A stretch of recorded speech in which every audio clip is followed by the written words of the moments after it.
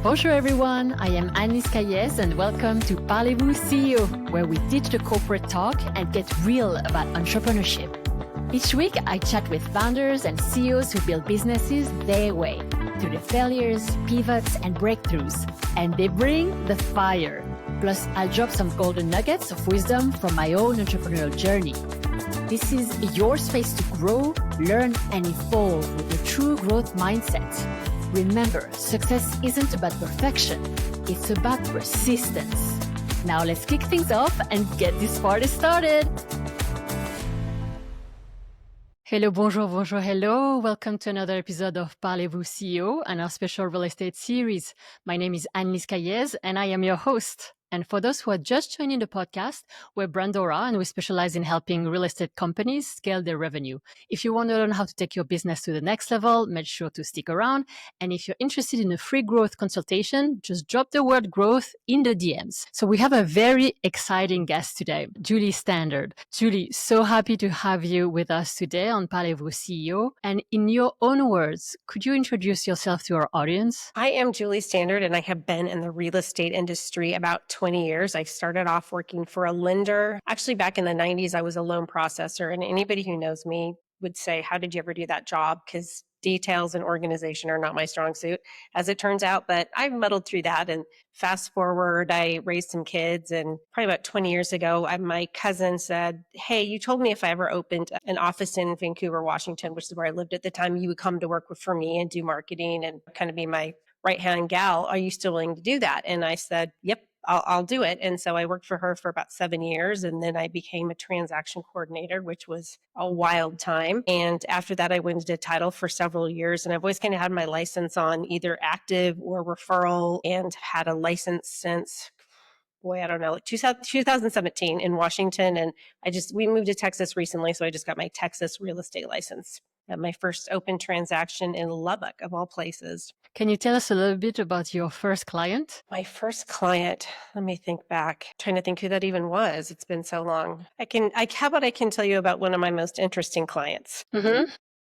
We had a listing. I work with Brian. We were partners and we had a listing and I don't really remember how it came to us, but it turns out the gentleman had passed away in the house like 6 months ago. The water had been shut off. We had to have a restoration company come out and restore the house because there'd been a dead body in it for 6 months. And we had to track down his heir and let her know her father was dead. She lived in California. They hadn't spoken for years. So that was probably one of the most interesting transactions that I was involved in. And you wonder, how does something like that happen? Like what happened in that relationship that she didn't know?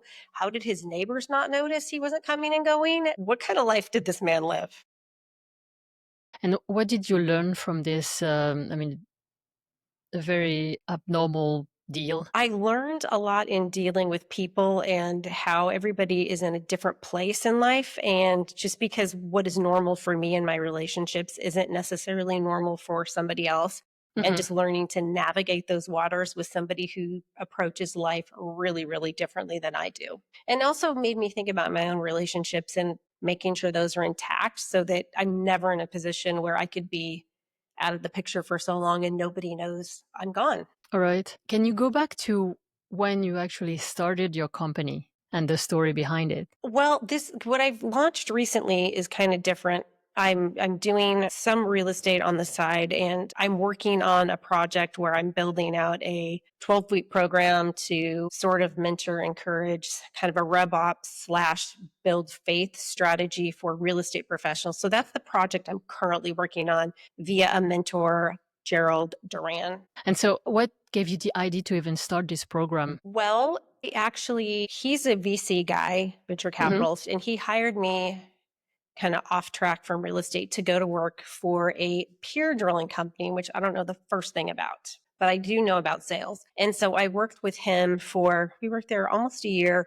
And we were about ready to expand the sales team. And the owner called us and said, you guys are both fired. I'm taking the company in a different direction. And what I learned from him is what he was doing on the venture capital side with some of his platforms. And I just always thought, if I ever had the chance to do this in real estate, that would be what I would want to do. But at the time, I was busy selling piers, which Mm-hmm. is, I mean, in Texas, you drill piers because the Mm-hmm. stable soil is unstable. And so it's part of housing for sure and, building, but not a process I was familiar with reading blueprints and plans. It was not really necessarily in my wheelhouse of that piece of it. The sales Mm-hmm. and relationship side, I always do really well with that. But when it comes to the details, I'm always struggling. So how do you overcome that if you're not super detail oriented? Do you hire someone who's very good at that? Like, do you have processes? I usually have my daughter who is as detailed as you can imagine, proofread Mm-hmm. things, look things over. Does this seem okay to you? What am I missing? Because Mm-hmm. nothing escapes her little eyes.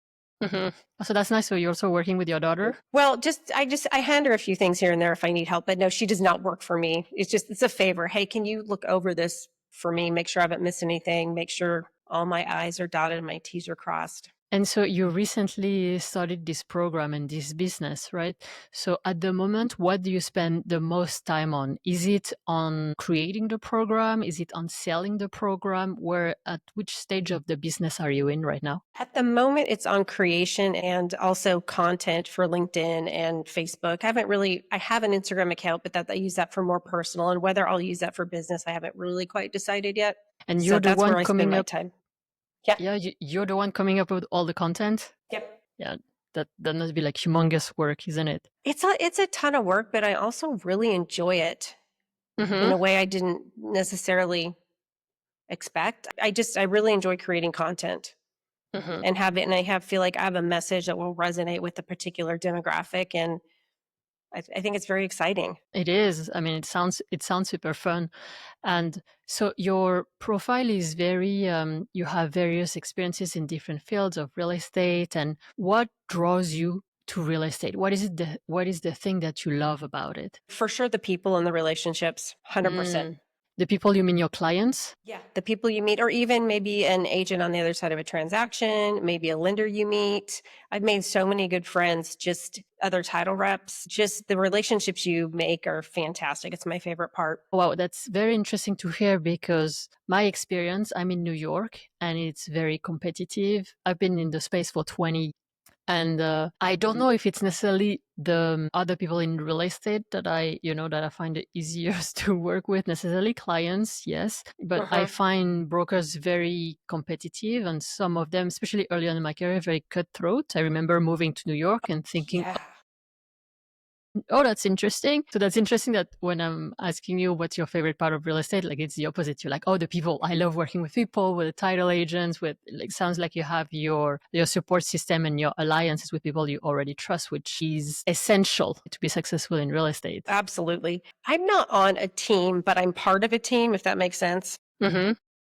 Everybody is so collaborative. I'm involved in a mastermind group here. I attend occasionally. I'm not like a full time. Mm-hmm. It doesn't work with my schedule very often, but you just sit down with these agents and you're presenting a problem you have and like, Mm-hmm. what should I do? And they come up with these fantastic ideas of how to solve them. And then Mm-hmm. if you have a win, they celebrate with you. I don't know if it's just this particular, a lot of them happen to be from EXP. So I don't know if that's which Mm. is where my license is. I don't know if it's a more collaborative culture or I just got lucky with who Mm-hmm. law of attraction, maybe. I don't know. Yep, probably. I mean, I really believe like, who you're attracting, right? Yeah. And so right now you're just starting a new project. And if you had a magic wand to solve the biggest pain point that you're facing with this new venture, what would it be? For me, it's going to be, I think the client acquisition will come, Mm-hmm. but probably that will be the biggest challenge.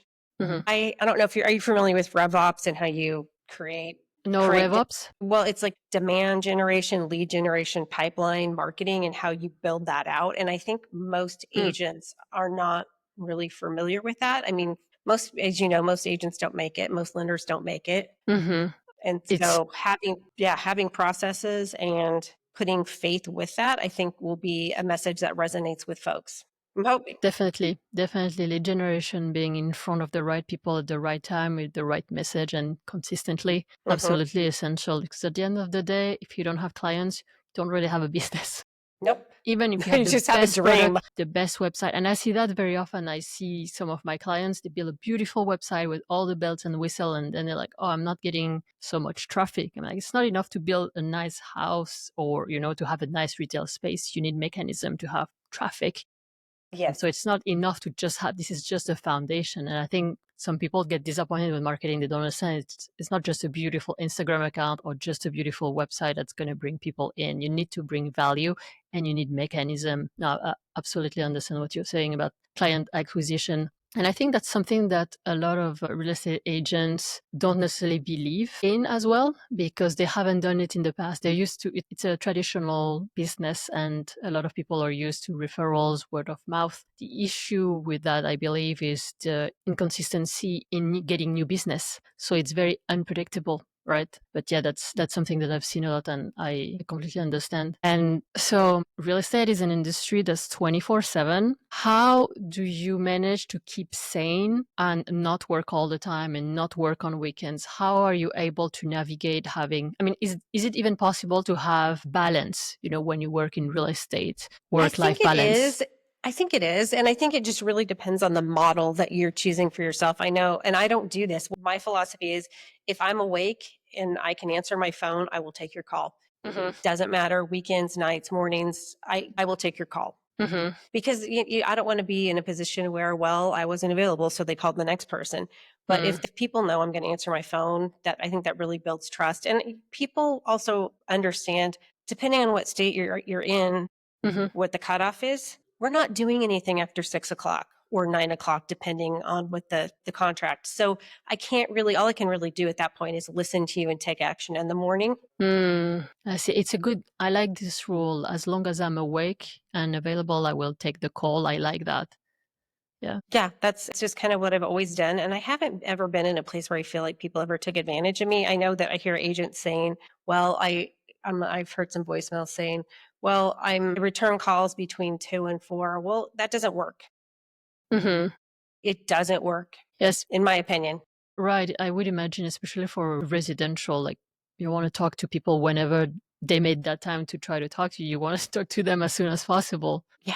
And my husband is a lender. And when I was his title rep for a while, and he's like everybody else, right? If he calls me because he needs something off a title report, and maybe I'm in a meeting or maybe I'm on another call, he doesn't really give me any kind of margin to get back to him. And that, I think he's really the norm. He'll call the manager or he'll call he'll just keep on, he'll call somebody till he gets the answers. And that's how people are. But they really want that first point of contact to be you and you to be available and give them that answer. I mean, it's always nice to have somebody who you can say, hey, my partner can step in. I got an assistant. If for some reason I'm not available, Jane Doe will take your call and I will get back to you personally as soon as possible. But it's a business of now. Yeah, absolutely. And that's not always something easy to handle as you're doing all the walkthrough and doing your work. And at the same time, you need to take all the calls, like dealing with the leads coming in. It's definitely always like an art, how to do that well. Yeah. But the upside is like you can take a call on, on a golf course. You can take a call at the beach,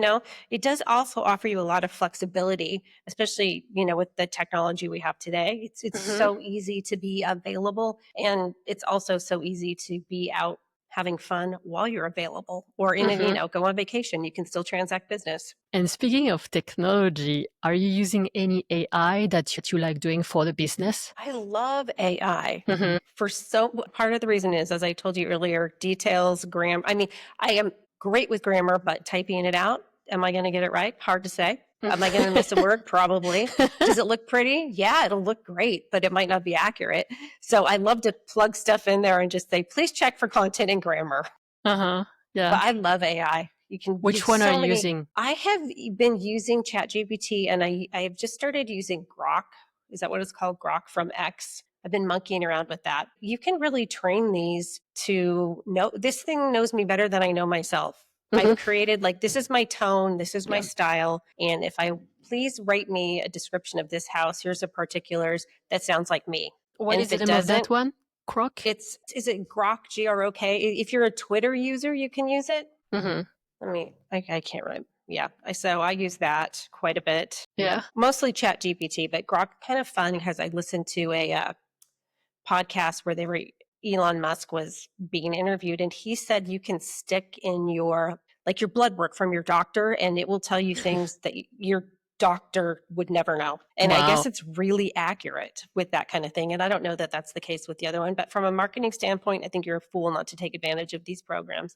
They're phenomenal. And like Absolutely. I said, you can train them to sound, and they'll adapt to your style. So it sounds To your like voice you, and it looks tone. like you. It's great. And so are you a big user of Twitter? Don't really use Twitter. I've thought about it, but I don't know. It's something that I'm kind of toying with in the back of my head. If that's So something I want to do. how did you end up using Grog? Oh, because my mentor uses it. And I've always had a Twitter account, just more for scrolling than for posting. He said he was kind of having some fun with it, so I decided to check it out. Yeah, I'm with you. I love AI, and especially for what you're describing is English second language. So I love proofreading everything. So much Yeah. faster to create content, emails, follow-ups, even sales outreach, to automate sales outreach, and do all the things that are a bit more tedious, lead nurturing and following up. So love AI. I've been a big fan. Well, and I think you can use it in so many ways. I use it a lot for give me 10 outside the, norm ideas for topics that would appeal to my demographic, who I'm trying to reach, that everyone isn't doing. And so I like to kind of tap into there for some additional creativity for sure. I will say I have tried to have it make logos and some things like that. Do not recommend that. Yeah. Either I'm not doing it right or it's got a ways to go. No, same. I haven't been able to create the graphics. I haven't been able to use it. It's too basic. I think I don't know how to work it well either, or it's not exactly like I want yet. It's not like what I want. It comes up with some things, but I stick with Canva. That's tried and true. That works every time. Love Canva. And so are you big on do you create your own content yourself? Yeah. And so what are your favorite channels to post? LinkedIn for sure. And then I've started posting the same, and I should probably research whether this messes with anybody's algorithm, but I reuse my content on my business page on Facebook. So whatever I posted on, if I'm on my game, it should be the same, but sometimes it's not. And you can, as copy and paste. Yep, copy and paste. Or you can also repurpose it very easily with AI as well to make it more compliant to the channel. Well, and they changed the algorithm. So, maybe something I posted 8 months ago that I really liked, now it needs to look different. So I have to, can we reformat this and change the tone style to reflect whatever I'm pursuing at the moment. I like hearing that. I like hearing that you're using AI for content. I wish people would real estate agents would leverage it for what they're looking to do. It could really help them with their marketing, to create content, structure it, and do deep research. You can do deep research with AI for white paper. I mean, there's really so many ways to be even more helpful to your audience if you know how to use it well. Absolutely. And I would say for me, what it does do really well is I put in the psychographic of my area, what colors would appeal to them, what does my messaging and branding need to look like? What are the kind of key points about this community that I'm trying to reach, like just locally in terms of being a real estate agent in Dallas, Fort Worth? What do they look like and what are they looking for? And how do I create messaging and content to appeal to that demographic? Yeah, that's perfect. That's exactly it was beautiful. It was beautiful. It told me more than I needed to know. I love that. Gave me suggestions for colors and fonts, everything. I love that. I love hearing that. And so what's coming up for you in the next year with your project, with the program? Hopefully, my goal is to have it launched by probably 90 days and just see what happens. So big launch is in 90. Well, we'll see. We'll see. That's my goal. That's my goal. I'll probably do some trial runs with people and just sort of get some feedback, so I make sure everything is just on point. But hopefully 90 days-ish, it can be ready to go. And who is your target audience for this program? It will be real estate professionals who come at it, who either are not and should be, or wish they did come at it from more of a faith-filled perspective. That's my target. Got it. And if you were meeting your 20-year-old self right now and, you were having a chat, having a drink or a coffee, and she was asking you, give me the wisdom. I'd tell me, Like, what would be the one piece of advice you would give to your 20-year-old self? I would probably say that, everything is going to work out. Maybe not like you think it's going to, but it will work out and it will be good. Mm-hmm. Things just have a way of working out, and your life may not look at all like you pictured it, but it's still going to be really good. And you don't need to fret over that so much. Mm-hmm. Yeah, that everything is going to work out. That's a good one. Yeah. Things just have a way of working out, And so, Julie, where can people find you if they want to get in touch with you, if they want to hear more about the launch and about your product? LinkedIn, Julie Standard on LinkedIn, and Julie Standard Real Estate on Facebook, and I'm Julie L. Standard on Instagram.